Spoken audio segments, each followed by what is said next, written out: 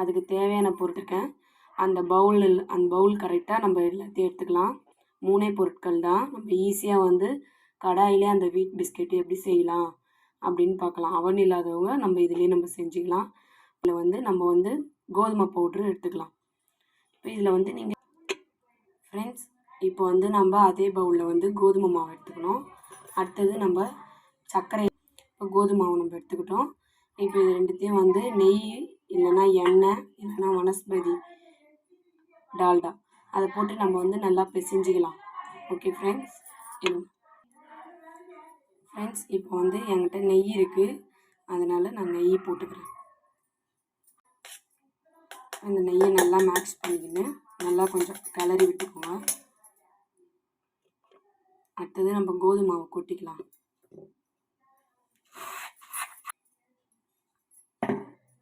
கொட்டிக்கிட்டு நல்லா இந்த நெய்யிலே கரெக்டாக நல்லா பிசைஞ்சு எடுத்துக்கணும்.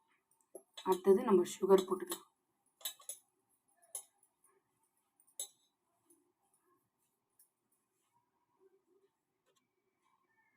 ஃப்ரெண்ட்ஸ் இதுக்கு தேவையான உப்பு நம்ம அடுத்தது சுகர் அப்படியே கொட்டிக்கலாம்.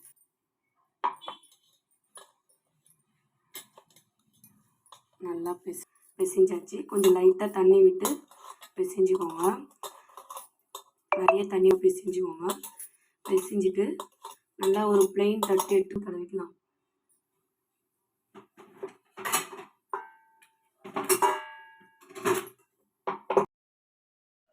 ஃப்ரெண்ட்ஸ் இப்போ பிஸ்கெட் வந்து ரெடி ஆயிடுச்சு. இந்த மாதிரி டைமண்ட் சைஸில் நீங்கள் கட் பண்ணி கூட நீங்கள் பிஸ்கெட் ரெடி பண்ணலாம். பசங்களுக்கு ஸ்நாக்ஸாகவும் கொடுக்கலாம். ட்ரை பண்ணி பாருங்கள் ஃப்ரெண்ட்ஸ். இந்த வீடியோ பிடிச்சிருந்தால் லைக் பண்ணுங்கள், சப்ஸ்கிரைப் பண்ணுங்கள் ஃப்ரெண்ட்ஸ். தேங்க்யூ.